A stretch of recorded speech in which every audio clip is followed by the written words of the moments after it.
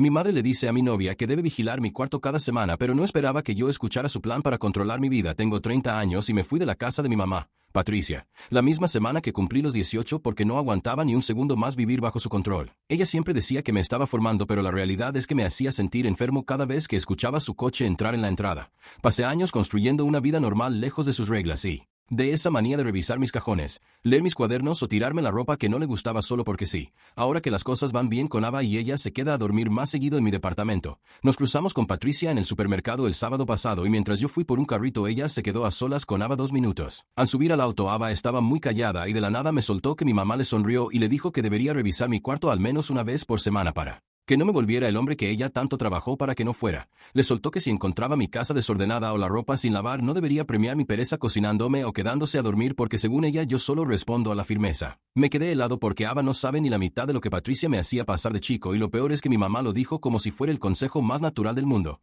Sentí que el aire se me escapaba del pecho mientras manejaba a casa pensando en que Patricia acababa de meterse en mi única zona segura. Ava me miraba como esperando que me riera o que dijera que mi mamá es una señora mayor con ideas raras, pero yo no podía ni despegar los labios. Esa frase de que tuvo que romper muchos de mis malos hábitos me trajo de golpe el recuerdo de cuando tenía 12 años y me dejaba sin comer si encontraba una mota de polvo bajo la cama. Llegamos al departamento y el ambiente estaba pesadísimo porque Ava empezó a preguntar qué quiso decir exactamente con eso de la firmeza. Traté de restarle importancia y le dije que Patricia siempre fue muy estricta, pero mi mano temblaba mientras dejaba las bolsas del súper en la mesada de la cocina. Le mandé un mensaje de texto a mi mamá diciéndole que no tenía derecho a hablarle así a mi novia y que dejara de actuar como si todavía fuera dueña de mi vida. Ella no tardó ni 3 minutos en contestar con un testamento diciendo que soy un dramático y un desagradecido por pintar como abuso lo que ella llama crianza real. Lo que más me revolvió el estómago fue que Ava se quedó mirando una esquina del living donde tengo un par de cajas sin desempacar del mes pasado y me preguntó si de verdad me molestaba tanto que ella ordenara un poco. Sentí una presión horrible en el cuello porque esa era exactamente la semilla que Patricia quería plantar,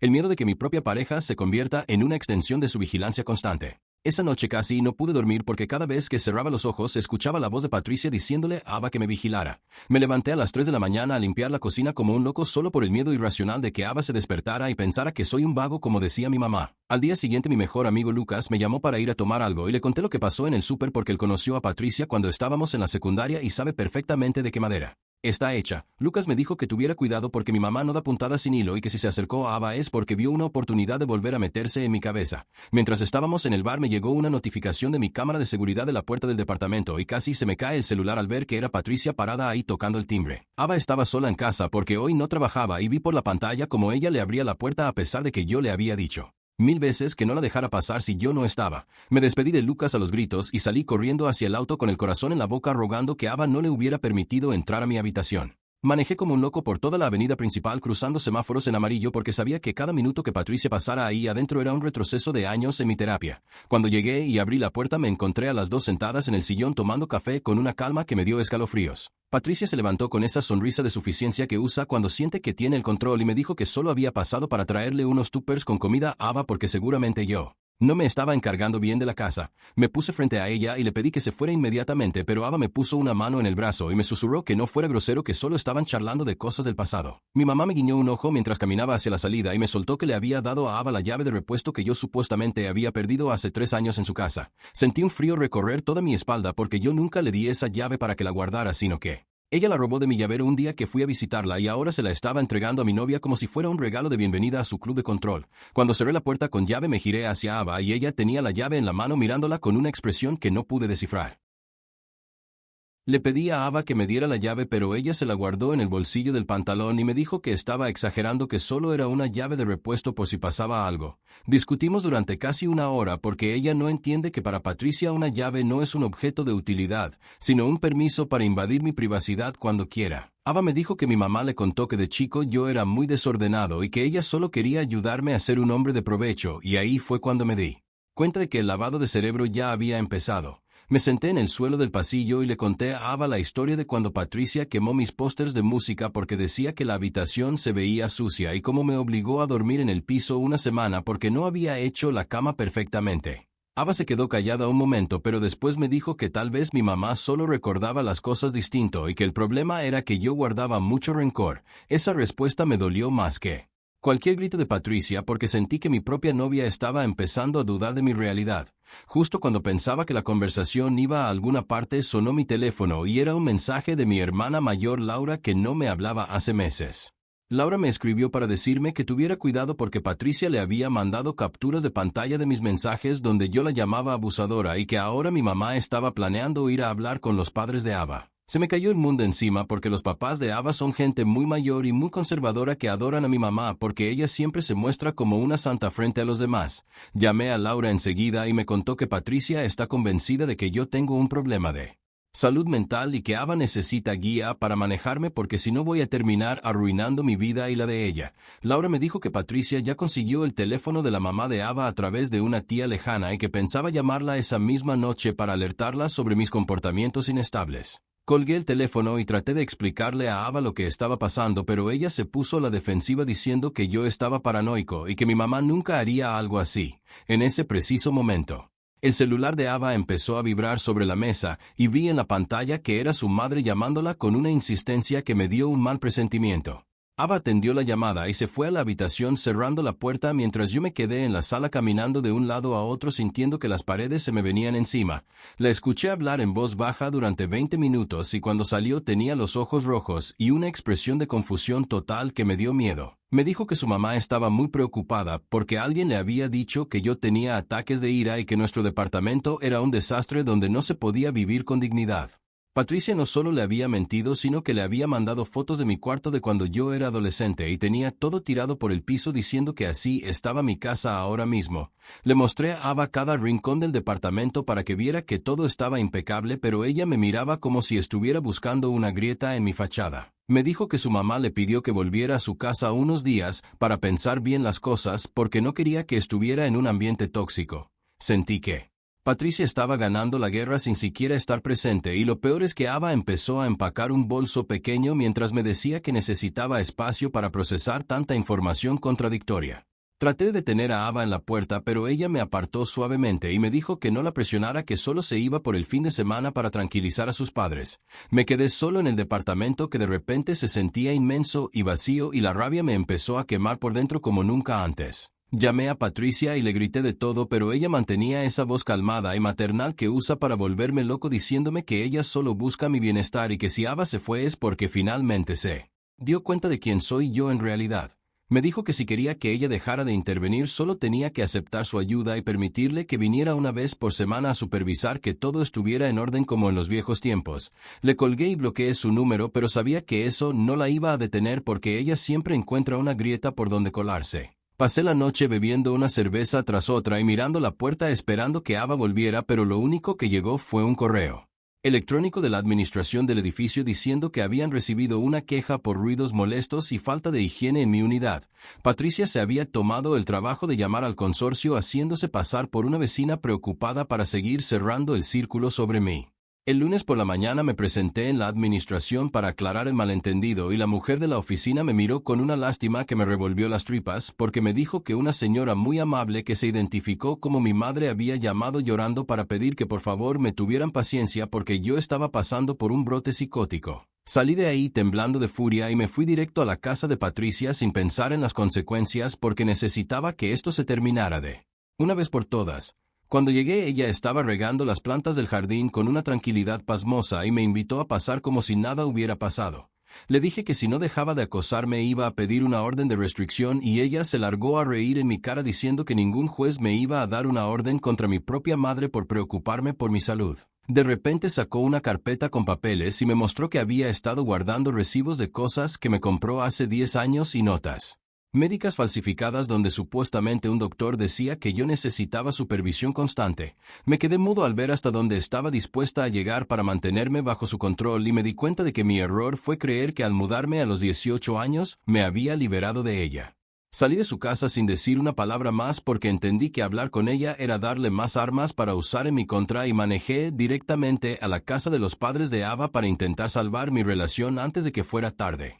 Cuando llegué el papá de Ava me recibió en la puerta pero no me dejó pasar y me dijo con un tono muy seco que lo mejor era que me fuera porque Ava no quería hablar conmigo y ellos no querían problemas en su casa. Alcancé a ver a Ava por la ventana del segundo piso y Su cara era de total derrota, pero no hizo nada para defenderme ni salió a decirme nada. Volví a mi departamento sintiéndome un extraño en mi propia vida y encontré un sobre debajo de la puerta que no tenía remitente, pero yo sabía perfectamente de quién era. Adentro había una copia de mi contrato de alquiler con una nota que decía que Patricia se había puesto en contacto con el dueño del departamento para ofrecerse como garante y que ahora ella legalmente tenía acceso a la información de mi vivienda. No podía creer que el dueño hubiera aceptado, pero Patricia tiene esa habilidad de convencer a cualquiera de que es una mujer ejemplar y yo solo un hijo problemático. Me senté en el sillón a oscuras pensando en que si no hacía algo radical me iba a terminar quitando lo poco que me quedaba. Pasaron 3 días sin noticias de Ava hasta que el jueves por la tarde recibí un mensaje de ella diciendo que quería pasar a buscar el resto de sus cosas porque sus padres la habían convencido de que lo mejor era terminar. Me dijo que Patricia le había mandado unos audios de cuando yo era chico donde se me escuchaba llorar y pedir perdón por cosas mínimas y que ella lo interpretó como que yo siempre tuve una personalidad inestable y difícil de manejar.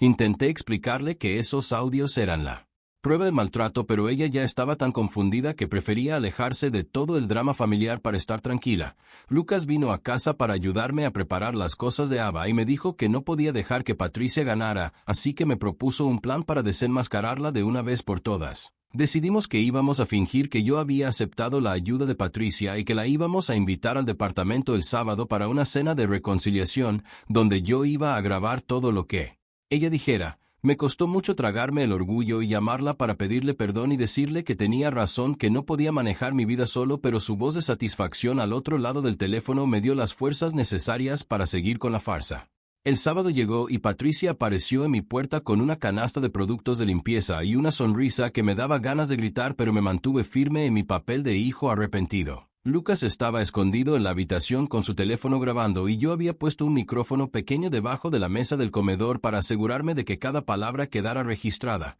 Empezamos a cenar y Patricia no tardó ni 10 minutos en empezar a soltar todas sus verdades diciendo que Ava era demasiado blanda para mí y que ella se encargaría de buscarme una mujer que supiera cómo ponerme en mi lugar. Me dijo que se sentía orgullosa de haber logrado que Ava se fuera porque así finalmente podía volver a tener el control total de mi rutina y que ya había hablado con el dueño del edificio para que me dieran un departamento más pequeño en el primer piso donde ella pudiera vigilar quién entraba y salía. Yo le seguía la corriente preguntándole cómo había logrado convencer a los padres de Ava y ella se rió contando cómo les había inventado que yo consumía sustancias y que tenía deudas de juego para que se asustaran y me cerraran las puertas. Sentía una náusea insoportable, pero seguí escuchando mientras ella detallaba cómo pensaba revisar mi correo y mis cuentas bancarias a partir de ahora. Justo cuando Patricia estaba en medio de su discurso sobre cómo la firmeza es la única forma de criar a un hombre, Lucas salió de la habitación con el teléfono en la mano y le dijo que todo estaba grabado en vivo y que más de 100 personas estaban viendo la transmisión en sus redes sociales. La cara de Patricia se transformó de esa máscara de madre perfecta a una expresión de odio puro que nunca le había visto frente a testigos y empezó a gritar que éramos unos traidores y que me iba a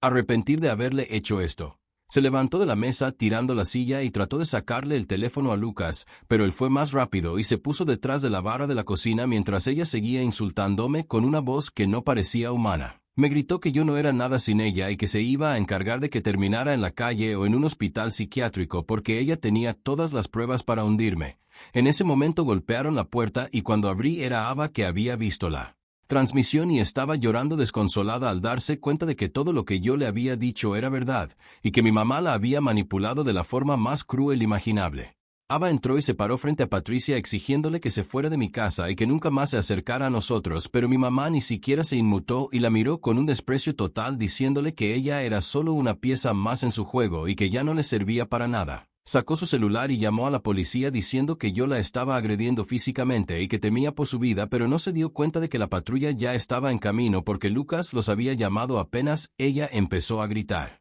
Cuando los oficiales llegaron se encontraron con una mujer fuera de sí gritando mentiras, mientras nosotros tres nos manteníamos en silencio mostrando las grabaciones de video que dejaban claro quién era el agresor. Patricia intentó fingir un desmayo para que le tuvieran lástima, pero los policías ya habían visto suficiente y le pidieron que se retirara del lugar inmediatamente o la llevarían detenida por alteración del orden. Ella me miró por última vez antes de salir y me susurró al oído que esto no se terminaba acá y que iba a quemar mi mundo antes de permitir que yo fuera libre. Me quedé abrazando a Ava mientras escuchábamos sus gritos en el pasillo perdiéndose a medida que bajaba por el ascensor. La calma que quedó en el departamento después de que se fue Patricia era extraña y pesada porque aunque habíamos ganado esta batalla sabía que mi relación con Ava estaba herida de muerte por toda la desconfianza que se había sembrado. Nos sentamos en el sillón y Ava me pidió perdón 1000 veces por no haberme creído, pero yo sentía que algo se había roto para siempre entre nosotros porque ahora cada vez que la miraba recordaba la facilidad con la que ella había dudado de mi cordura. El dueño del edificio me llamó al día siguiente para decirme que debido al escándalo y a las llamadas constantes de mi madre no me iba a renovar el contrato y que tenía 30 días para desalojar la vivienda. Pasé el resto de la semana buscando un lugar nuevo lejos de la ciudad donde Patricia no pudiera encontrarme fácilmente y tuve que cambiar mi número de teléfono y cerrar todas mis redes sociales para evitar su acoso. Hoy firmé el contrato de un estudio pequeño en otra provincia y mientras cargaba la última caja en el camión de mudanzas vi el coche de Patricia estacionado a una cuadra vigilando cada uno de mis movimientos en silencio. Me subí al camión sin mirar atrás y puse el motor en marcha sabiendo que ahora soy un fugitivo de mi propia familia. ¿Qué te pareció el giro inesperado del final? ¿Te lo esperabas o te tomó por sorpresa?